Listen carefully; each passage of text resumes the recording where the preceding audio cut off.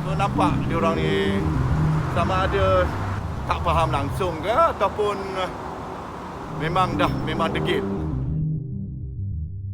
Kenapa sehingga hari ini masih ada orang yang tidak mahu mematuhi perintah kawalan pergerakan yang berkuat kuasa sejak 18 Mac lalu?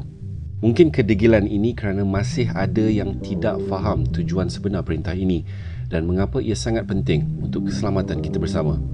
Kita mesti mematuhi perintah kawalan pergerakan kerana ia akan menyelamatkan nyawa dengan memastikan tiada peningkatan jangkitan yang drastik pada satu-satu masa sehingga negara tidak mampu menyediakan rawatan yang secukupnya. Semua ini bermula dengan social distancing.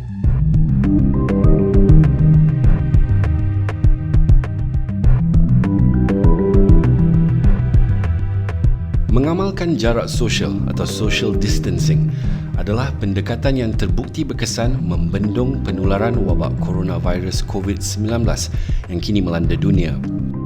Video pendek ini memberi penjelasan mudah tentang pendekatan jarak sosial dan bagaimana ia mampu menyelamatkan nyawa.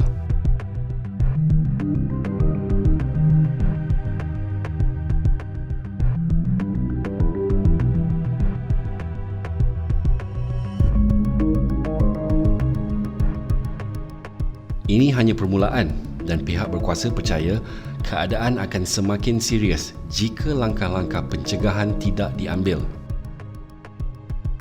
Kadar penyebaran jangkitan yang sangat pantas memaksa kerajaan mengambil langkah drastik dengan mengenakan perintah kawalan pergerakan di seluruh negara sehingga 31 Mac ini.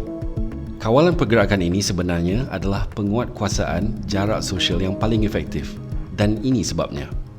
Andaikan titik jingga adalah pembawa COVID-19 dan titik biru adalah orang yang belum dijangkiti.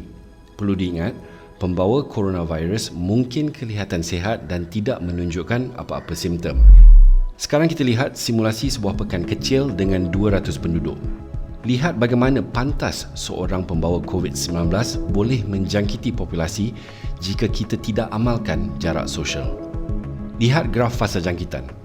Tanpa sebarang langkah kawalan dan pengamalan jarak sosial, bilangan kes memuncak.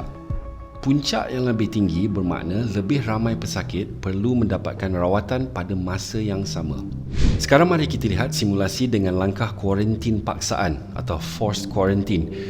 Seperti yang dijangka, tidak mungkin kuarantin paksaan berjaya membendung populasi dari jangkitan 100% dan masih akan ada kes yang tersebar. Tapi paling penting sekali, lihat bentuk graf yang lebih landai dalam simulasi ini. Graf yang landai ini bermakna bilangan pesakit tidak akan memuncak ke paras yang terlalu tinggi pada satu-satu masa. Dan ini bermakna hospital dan klinik lebih mampu menampung bilangan pesakit, sekaligus merendahkan risiko kematian yang tinggi. Namun langkah kuarantin paksaan ini amat sukar untuk dikuatkuasakan kerana memberi impak besar kepada penduduk dan juga kawasan yang terlibat. Dan kes jangkitan juga merebak cepat sebaik saja ada pembawa yang berjaya keluar daripada kawasan kuarantin. Ini kerana penyebaran coronavirus COVID-19 ini amatlah pantas dan berlaku tanpa kita sedari. Sekarang cuba kita lihat simulasi ini yang menggambarkan pendekatan amalan jarak sosial. Dengan andaian orang yang sudah pulih daripada coronavirus adalah titik ungu dan tidak berisiko mendapat jangkitan sekali lagi dalam masa terdekat, graf yang terbentuk jauh lebih landai. Simulasi ini menunjukkan kadar jangkitan lebih mendata dan ini bermakna hospital dan klinik lebih bersedia untuk memberi rawatan terbaik untuk semua pesakit yang dijangkiti. Sekarang cuba bayangkan jika pendekatan jarak sosial dikembangkan lagi dengan menghadkan pergerakan orang ramai tanpa perlu ada kuarantin paksaan. Lihat simulasi ini yang mengandaikan hanya satu daripada setiap 8 orang bergerak atau meninggalkan rumah. Kita boleh bayangkan bahawa orang yang dibenarkan bergerak ini adalah kaki tangan kesihatan, keselamatan dan juga orang yang menjalankan tugas-tugas penting lain seperti penghantaran dan pembekalan makanan dan ubat-ubatan serta pembekalan tenaga. Lihat bentuk graf yang terbentuk. Pastinya, hospital dan klinik di negara kita dapat memberi rawatan terbaik untuk semua pesakit yang dijangkiti kerana tidak ada peningkatan kes yang terlalu mendadak. Inilah sebabnya kerajaan Malaysia menggunakan pendekatan perintah kawalan pergerakan. Melihat perbandingan dengan simulasi senario lain yang digambarkan, pendekatan ini paling seimbang dan paling efektif dalam membendung peningkatan kes jangkitan secara mendadak.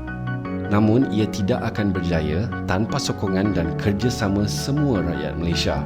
Jadi inilah sebabnya mengamalkan jarak sosial sangat-sangat penting pada masa ini dan mampu menyelamatkan nyawa.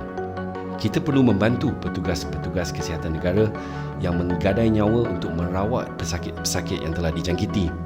Jangan biarkan mereka terpaksa menghadapi bilangan pesakit yang terlalu tinggi sehingga tidak mampu memberi rawatan sewajarnya. Kita boleh menyokong usaha mereka dengan sentiasa mengekalkan jarak sosial dan tidak melanggar perintah kawalan pergerakan sehingga mendapat kebenaran daripada pihak berkuasa. Amalkan jarak sosial dan jaga kebersihan diri pada setiap masa. Pesanan khidmat masyarakat ini daripada N-Care. N-Care, with you all the way. Untuk perlindungan seluruh keluarga, gunakan cecair pembasmi kuman Touch Plus.